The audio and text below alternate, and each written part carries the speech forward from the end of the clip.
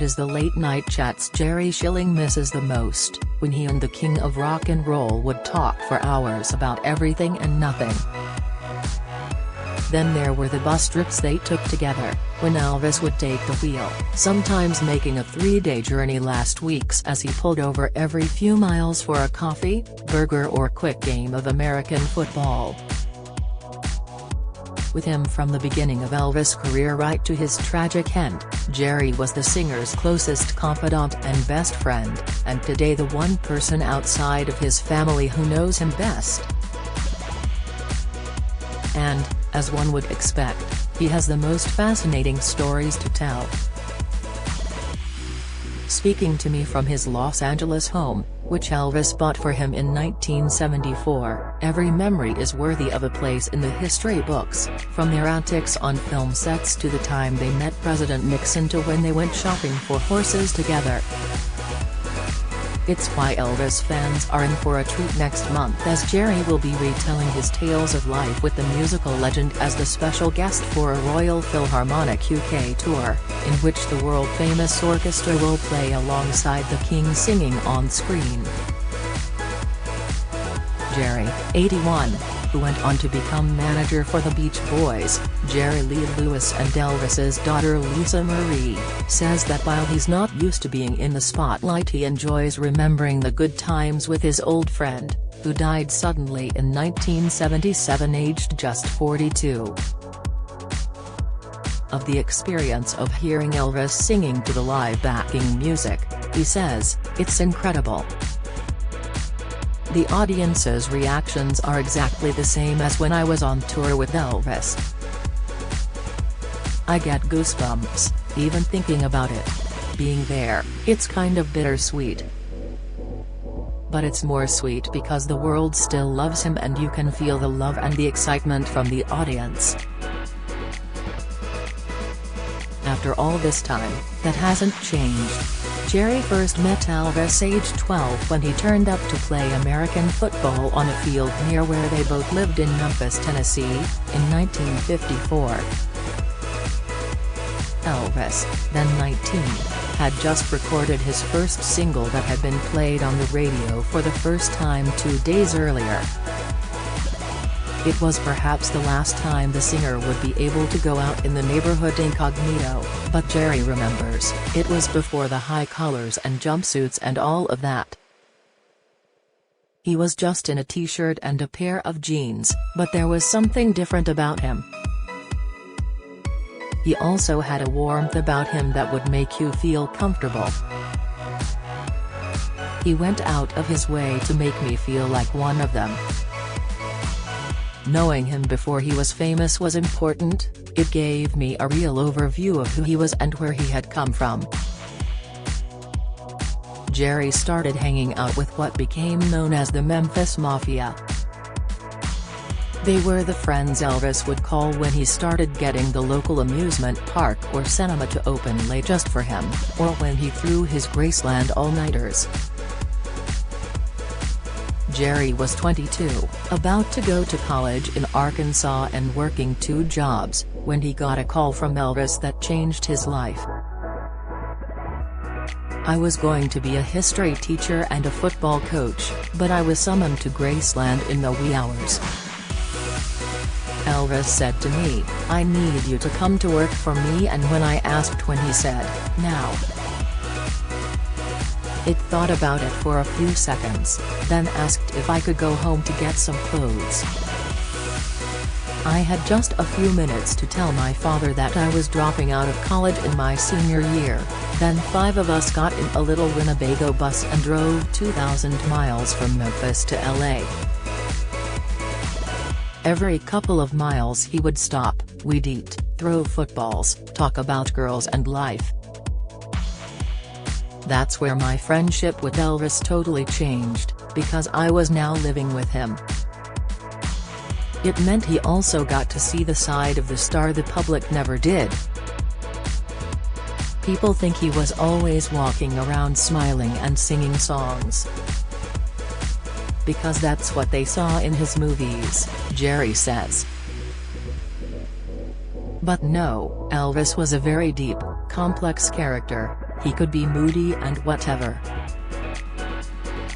But he loved the trips, because there was real camaraderie. One of his dreams had been to be a truck driver, and when we were on the road there was no one telling him what to do, it was just a bunch of guys taking a trip. They were my favorite times too. Their friendship deepened after Elvis invited Jerry to live at Graceland, staying in the main house for 10 years. It also meant having to go out whenever Elvis suddenly decided he wanted to spend the night watching the latest movies. We sometimes went to the movie theater 5 nights a week after it had closed and stay until 2 or 3 in the morning. Elvis had access to all the films, often before they came out. If he really liked something he would tell them to put the reel back on again and would watch the film on repeat. And if I didn't like it he would cut it off and tell them to put on the next film. He'd pull 4 to 5 films a night. After coming back to Graceland in the early hours we'd often stay up all night, talking, or shooting balls. We'd talk about everything, from the films we'd just watched, to the girl we wanted to meet, to religion. I do miss that. If there was one wish it would be to stay up all night talking to Elvis about everything and nothing. And Jerry still laughs as he remembers Elvis's English sense of humor. He says, "You had to be really sharp to be around Elvis because he had a keen sense of humor. He was the only guy I knew who was into Monty Python. He loved it. He would watch it on the big screen in the movie theater and would break into fits of laughter. It would set us off too. When Elvis laughed it was contagious." Another memorable moment was one Christmas when Elvis invited Jerry to have breakfast with him. That was real unusual because although we'd have dinner together, we'd normally all get breakfast separately. It was me and him at the dining table at Graceland and he said to me, "I want to get Priscilla a horse for Christmas." I said it was a great idea. Then he asked if he could get one for my girlfriend, Sandy, so they could ride together. So we went out in the pickup truck horse shopping. What I didn't know was that he wanted me to try out each one, as Elvis had a fear of riding after one ran away with him on and almost killed him. We bought 2 beautiful horses and brought them back to Graceland and we started cleaning and mending the barns. And Elvis being Elvis, it started off slowly but quickly became bigger, and almost every day we were taking another trip to buy another horse. We wound up with 28 horses in Graceland. Jerry was also with Elvis when he met President Nixon in 1970, after the singer decided to drop by the White House on a whim, which resulted in one of the Oval Office's most famous photos. Elvis had written a letter to the president on American Airlines stationery as he took a flight to Washington, then directed his limo the White House where he jumped out to hand the note to Secret Service guards. Jerry remembers, "I think Elvis wrote 3 letters in his life. 2 of them when he was on national service in Germany, and this one. He asked me to proofread it, and that was the first I'd heard about his idea to meet the president. I didn't want to disappoint him by telling him this just wasn't going to happen. And I was wrong, he made it happen. Ever since then, I never doubted what Elvis Presley could do." Both men would soon face swift falls from grace. Nixon resigned in 1974 while Elvis's reliance on prescription drugs worsened in the lead-up to his heart attack that ultimately killed him on August 16, 1977, a day that left fans around the world devastated.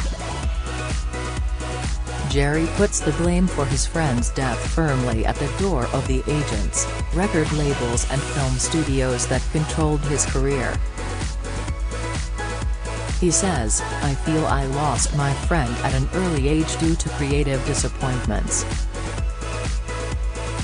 They caused other complications and other problems. You can't take a genius and put them in a box, and that's what happened with Elvis. People say, but he was Elvis Presley, he could do what he wanted but not so. There were people controlling the publishing of his music, the movie scripts he could do, or telling him he couldn't tour overseas. I think that's what affected him and made him sick." Jerry is determined to hold on to the happier memories, though. There was the downside, but there was the upside too. Elvis could have walked around with a chip on his shoulder, but he was determined to have fun, and he was so much fun to be around.